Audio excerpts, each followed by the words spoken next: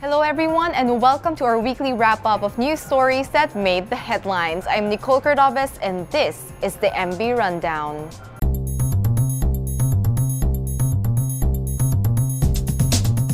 The House of Representatives is gearing for a head-on collision with the Senate to defend its 1,000 peso allocation for the Commission on Human Rights, or the CHR. Speaker Pantaleon Alvarez declared Thursday. In an interview, Alvarez said senators cannot always impose their will on the issue, adding that the lower house will insist on using its power of the purse to stand by its decision. Alvarez has been vocal about his criticism of the CHR and had, in fact, declared that the beleaguered constitutional body will soon pay the price for strongly criticizing the Duterte administration's anti-drug war and for failing to help defend the human rights of civilians against drug-crazed murderers and terrorists. The House official stand was strongly back in the plenary when 119 congressmen, acting on a motion by once-again party list Representative Rodante Marcoleta, approved a 1,000 peso CHR budget in 2018. At least 32 opposed to the motion. While the House allocated only 1,000 pesos, the Senate Committee on Finance approved the 678 million peso allocation sought by the CHR. Several Senate members, including Senators Manny Pacquiao and Panfilo Lacson, vowed to restore the CHR budget to its original proposal.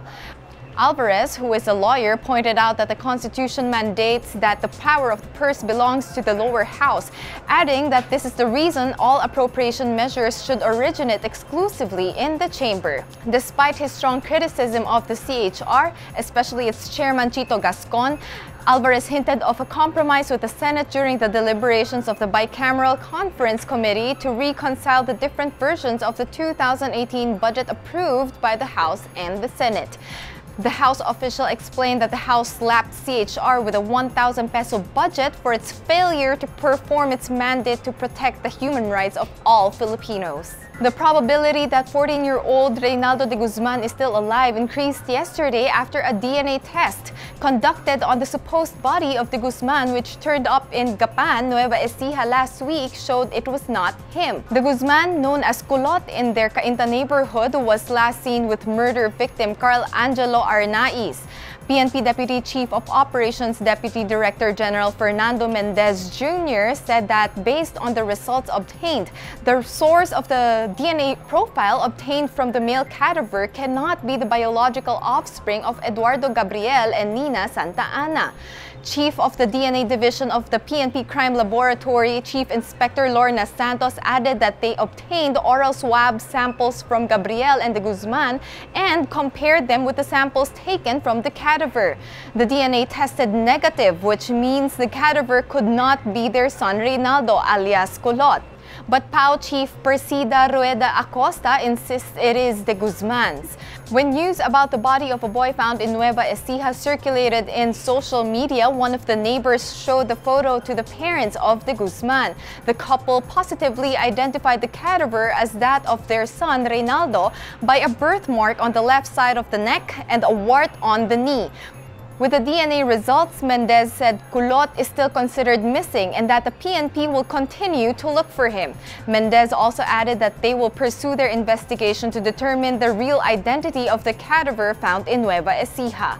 In a statement last Wednesday, Justice Secretary Vitaliano Aguirre II said that he is considering directing the National Bureau of Investigation, or the NBI, to conduct a second DNA test to determine if the dead body found in Nueva Ecija is that of Reynaldo Kulot de Guzman. Both parents of de Guzman and Arnaiz filed separate complaint affidavits before the Department of Justice, asking last Thursday that PO1 Jeffrey Perez and PO1 Ricky Arquilita, both policemen of Caloocan City Police Community Precinct 2, be indicted for murder under Article 248 of the Revised Penal Code. Arnaiz's parents also asked the DOJ to indict for murder taxi driver Tomas Bagcal, who claimed being robbed by the former UP student last August 18. Floods washed away houses and submerged most parts of Metro Manila and nearby Luzon provinces last Tuesday due to heavy rains dumped by Tropical Depression Maring. In its forecast, Pag-asa raised a yellow rainfall warning in Metro Manila and nearby provinces of Bataan, Bulacan, Pampanga, Quezon, and Zambales. In Quezon City, some families in Barangay Tatalon evacuated as their houses were wrecked and washed away by flash floods after San Juan River overflowed due to the overnight heavy downpour of rain. Other houses in the heavily populated barangay were submerged in floods. Flooding in the province of Quezon and Aurora prompted the LTFRB to suspend provincial bus trips to the two provinces. The floods prompted classes in all levels to be suspended and followed by Malacañang's suspension of government work in Metro Manila, Central Luzon, and Calabarzon. The work suspension was made upon the recommendation of the NDRRMC. In foreign news, North Korea fired an unidentified missile eastwards over Japan and into the Pacific on Friday. The launch came after the United Nations Security Council imposed an 8th set of sanctions on the country over its ballistic missile and atomic weapons programs. That was in response to its 6th nuclear tests, by far its largest yet, earlier this month, which Pyongyang said was a hydrogen bomb small enough to fit a missile. The North has raised tensions in the region with its rapid progress in weapons technology under leader Kim Jong-un, who is closely associated with the program and regularly pictured by state media overseeing launches and visiting facilities. Its last missile launch, a Hwasong-12 intermediate-range missile, just over 2 weeks ago, also overflew Japan, sparking emergency sirens and text alerts before coming down in the Pacific Ocean. Friday's missile flew over Hokkaido in northern Japan at around 7:06 a.m. towards the Pacific Ocean. The missile came down 2,000 kilometers east of Hokkaido. Tokyo's top government spokesman told reporters that Japan can never tolerate this repeated provocative action by North Korea. Seoul's defense ministry, on the other hand, said it probably traveled around 3,700 kilometers and reached a maximum altitude of 770 kilometers, both higher and further than the previous device. Seoul's military carried out a ballistic missile drill of its own on Friday. U.S. President Donald Trump threatened it with fire and fury, heightening fears of conflict. The United Nations Security Council sanctions imposed on Monday are the strongest so far, banning the North's textile trade and imposing restrictions on shipments of oil products, among a series of other measures. But analysts expect them to do little to dissuade Pyongyang, which says it needs nuclear weapons to defend itself against a threat of invasion by the U.S.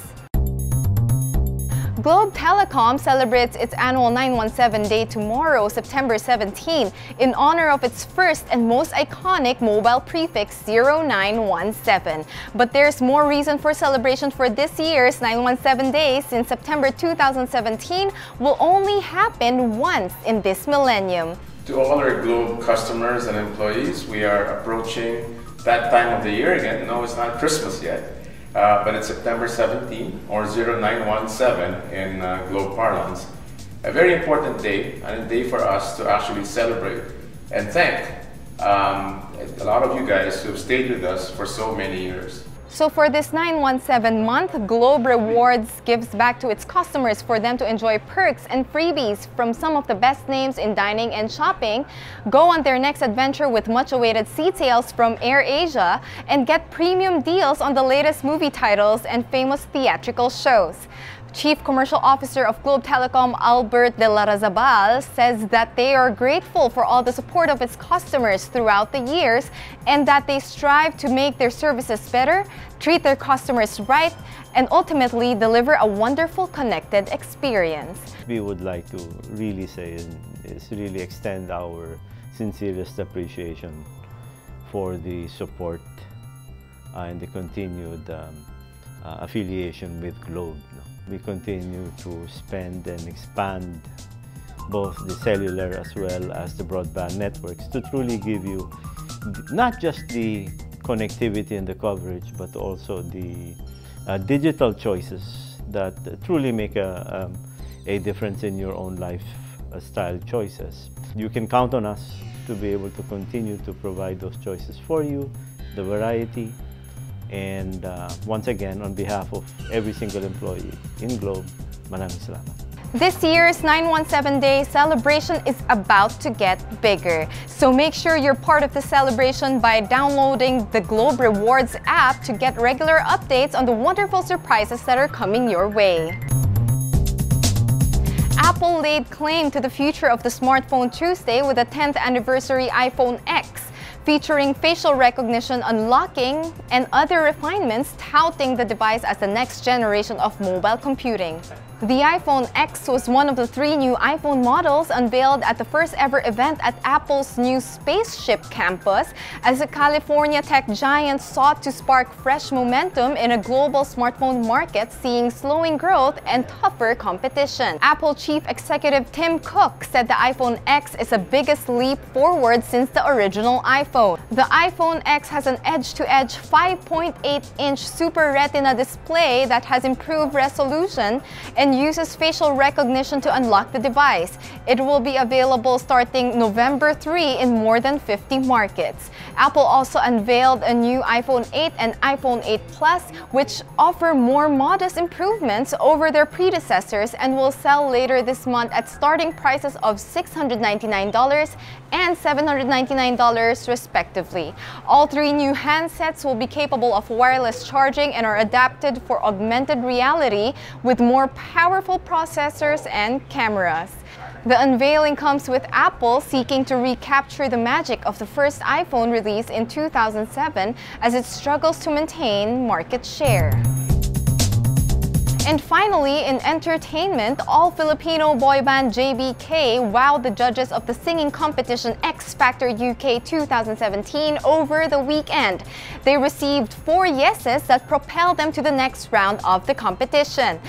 JBK, composed of Joshua Bulot, Brian Del Rosario, and Kim Lawrence Ordonio, earned praises with their soulful rendition of Sam Smith's Lay Me Down during the second round of the show's audition in London.